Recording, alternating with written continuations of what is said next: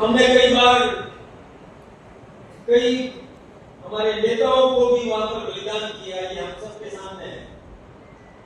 और बड़ी मुश्किल से ये हमारे सांसद यहाँ विराजमान है कलेक्टर सहित सभी, जिन्होंने हिम्मत दिखा करके नरेंद्र भाई के नेतृत्व के नहीं है क्या, और इस समाज के हैं तो अपन मौन धारण करके क्यों बैठे हुए हैं? जब भैरव सिंह जी शेखावत जी अपने यहाँ राजस्थान में आए और डूंगरपुर बांसवाड़ा में यहाँ के दौरे हुए, तो एक भाई जिसका पैर में नारू हो गया था, वो लकड़ी के सहारे से उनके सामने आए, तो माननीय भैरव सिंह जी शेखावत ने पूछा कि इस भाई को क्या हुआ है? तब कार्यकर्ताओं ने बताया कि साहब उसको नारू हो गया है। तो ये कैसे होता है, नारू कैसे होता है? तो उन्होंने बताया कि कुओं का पानी पीते हैं, नालों का पानी पीते हैं, उस वजह से इसको नारू होता है। तो उन्होंने तत्काल कहा कि इसका समाधान क्या है? तो इसका समाधान कहा कि यहाँ फाकड़ में और मेवाड़ में हेडपंप नहीं है, अगर हेडपंपों क्या है तो ना हेडपंप लगाने का काम सबसे पहले भैरव सिंह जी शेखावत ने किया।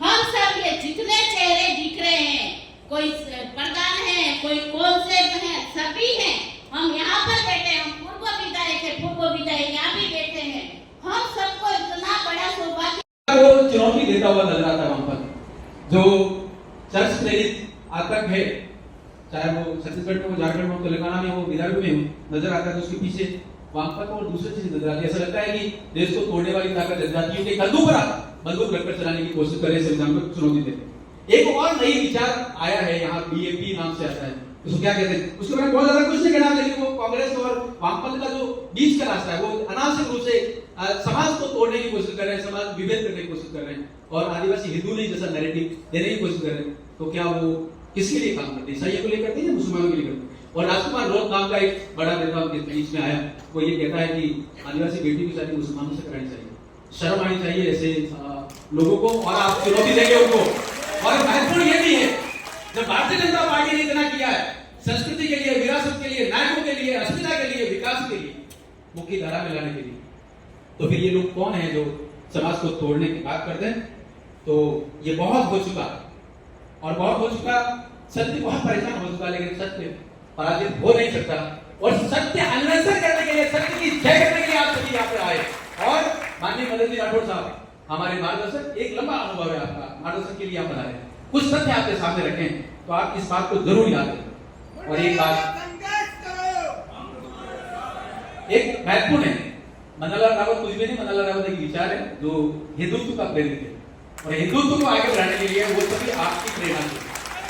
बाकी तो ऐसे नाम आते रहते हैं, जाते रहते हैं, लेकिन जब हम सभी मिले सुर मेरा तुम्हारा, तो सुर बने हमारा, जनजाति समाज का, भारत का सुर जैसे बनने लग गया, हम सब कुछ ठीक करने लग जाएंगे। आप सभी के लिए एक छोटा सा एक कदम, कहानी का अंत तो मालूम है हमें, कहानी का अंत तो मालूम है हमें, बस किरदार हम सभी को ढंग से निभाना। तो आप सभी को प्रणाम, और एक छोटी सी कहानी 1 मिनट में पूरी करूंगा। यदि हमने सत्य बात नहीं कही तो झूठी बात फैल जाएगी। वैसे ही जैसे कि एक पटेल बा अपने भैंस बीमार हो गई तो डॉक्टर को बुलाया, वेटरनरी डॉक्टर को, डॉक्टर आया, उसे दवा दी तो एक पाइप था, उसमें दवा उस पाइप में रख के फिर भूख लगे तो पेट उस भैंस के पेट में चली गई। ऐसा 4 दिन किया, लेकिन रोज 100 रुपए देना पड़ते थे। पटेल बा ने सोचा कि यार ये रोज 100 रुपए देना ठीक नहीं है, ऐसा करते हैं कि ये काम अपन ही कर लेते हैं, गोली तो अपने पास है ही, पाइप अपने पास पड़ा है, अपन कर लेते हैं। तो उन्होंने पाइप के अंदर वो गोली रखी और भैंस के मुंह में रखी, तो इससे पहले कि पटेल बा फूंक देते, भैंस ने फूंक दे दी, पटेल बा के पेट में चली गई। तो जब हम सत्य नहीं कहेंगे तो सामने वाला झूठ आके दे देगा और हमारा दिमाग भी भ्रमित हो जाएगा, इसको बोलते हैं नैरेटिव। ये नैरेटिव तोड़ना है। जिस दिन हम बोलने लग जाएंगे सत्य के लिए और इन आंकड़ों के साथ, आपको लास्ट में एक बात कहते हुए अपने शब्दों को विराम दे रहा हूं। एक किताब है अटल नमो पर, आपको जो भेज दिया पंजीयन की उस किताब के उसके अंदर है। आप सभी से निवेदन है 15 दिन में उसको 3 बार पढ़ लेना कृपया। यदि आप समाज में सत्य को प्रतिष्ठित करना चाहें तो तथ्य आपके पास होना चाहिए, जो तथ्य यदि सत्य है तो फिर सत्य में जय है। आप सभी को प्रणाम। इस मेवाड़ उप योजना क्षेत्र का अलग से क्या भाइयों बहनों, इसी के कारण कोई मास्टर बना होगा, कोई पटवारी बना होगा, कोई बाबू बना होगा, ये अधिकारी ने ट्राई किया। अगर रोजगार के लिए अवसर देना किसी ने काम किया तो भारतीय जनता पार्टी ने किया। भाइयों बहनों, आप और अब सब जानते हैं ये इशू की इसलिए की दुर्घटना, सावधानी दुर्घटना घटी। आपके यहाँ एक लफ्ज चलता है, एक शब्द चलता है, और एक जाति विशेष के लोग हमारी भोली भाई लड़कियों को बरगला करके उनके प्रेम जाल में फंसा करके और उनका दुराचार करते हैं। ऐसी कुछ घटनाएं हैं मैं जो आपके सामने जिक्र करूंगा।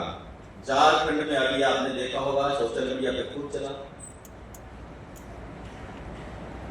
एक रूबिया नाम की आदिवासी लड़की एक मुस्लिम युवा के जाल में फंसी और उसके बाद कुछ समय वो रखते हैं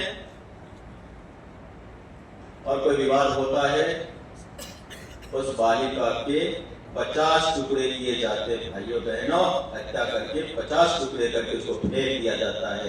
ये सावधानी न थी, दुर्घटना घटी, इसका पीछे कारण हमको समझना पड़ेगा। इसी प्रकार से भाइयों बहनों, पश्चिम बंगाल की घटना आपने देखी होगी। पश्चिम बंगाल में एक ट्रेनिंग डॉक्टर हिंदू एक वहीं की मुस्लिम लड़की, उसकी मित्र डॉक्टर बहला फुसला करके वो ले जाती है और 6 मुस्लिम डॉक्टर उनके साथ सामूहिक दुष्कर्म करते हैं और दुष्कर्म करके उसकी हत्या कर दी जाती है। भाइयों बहनों, ये हमको समझना पड़ेगा भाइयों बहनों, और नहीं समझे तो हमारे साथ में ये हो सकता है। और जो आज आदिवासी की बात करने वाले तो कहते हैं ना, आदिवासी हम एक तीर एक कमान, आदिवासी एक समान, एक शब्द बोले क्या? एक शब्द नहीं बोले। क्यों? इस समय जातियों का वर्गीकरण हुआ, लेकिन एक मत से, एक भाग से हम भी ले इसका सम्मान, इसका प्रतीक के रूप में प्रदेश अध्यक्ष जी को भी जो वेलकम किया, स्वागत किया, वह प्रतीक धनुष और कमान जो हमारा एक अभिन्न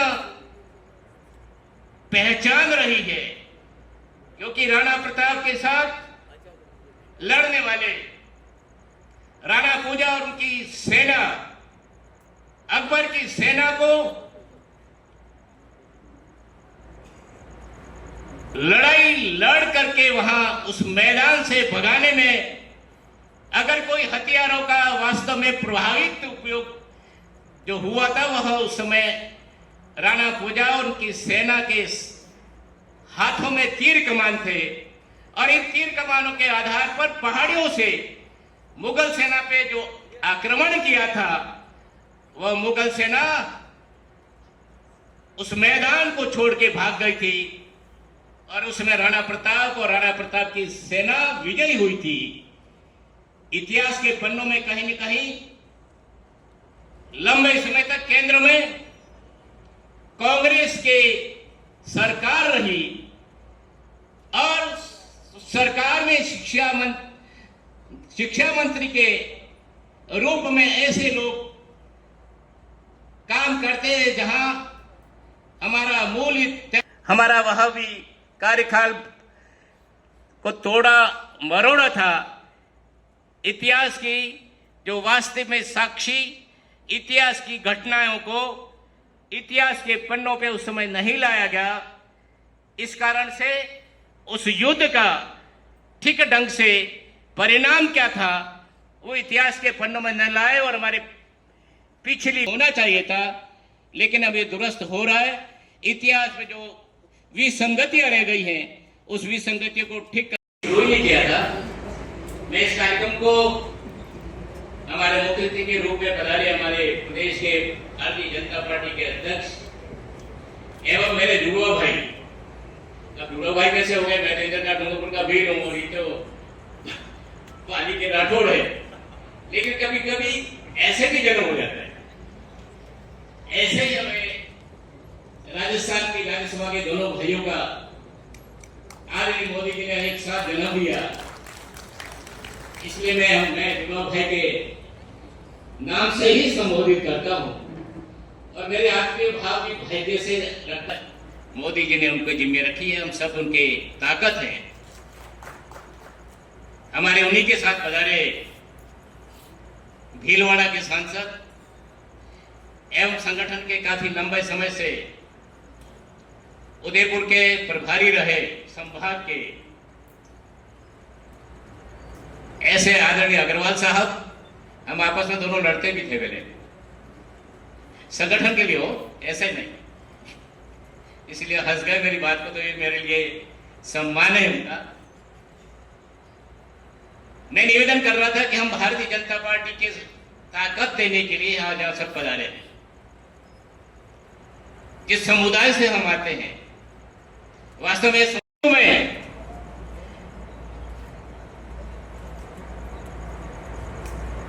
1500 शहीद हुए थे, वहां तोपें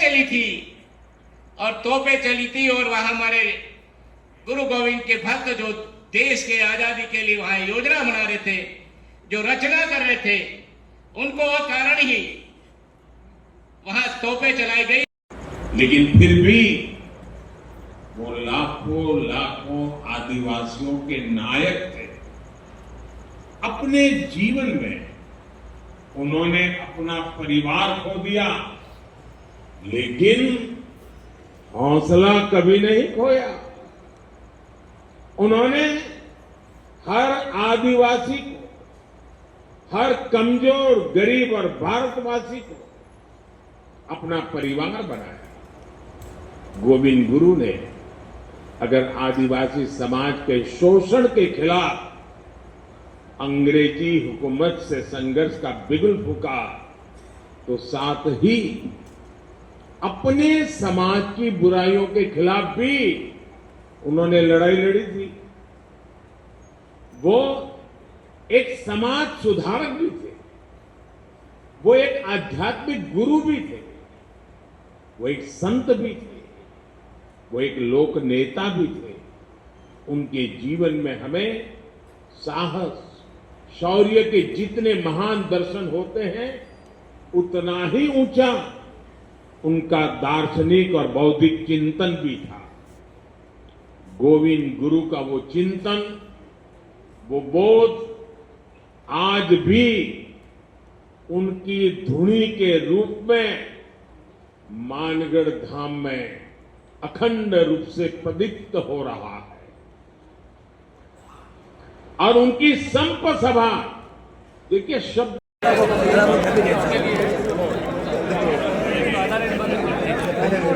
आईडी बंद है। वो बंद है, जयपुर आया था तब आपने बोला था कि हो गया फोटो हो गया सर का। हाँ 1 मिनट ठीक, सर फोटो हो जाएगा। एक मिनट।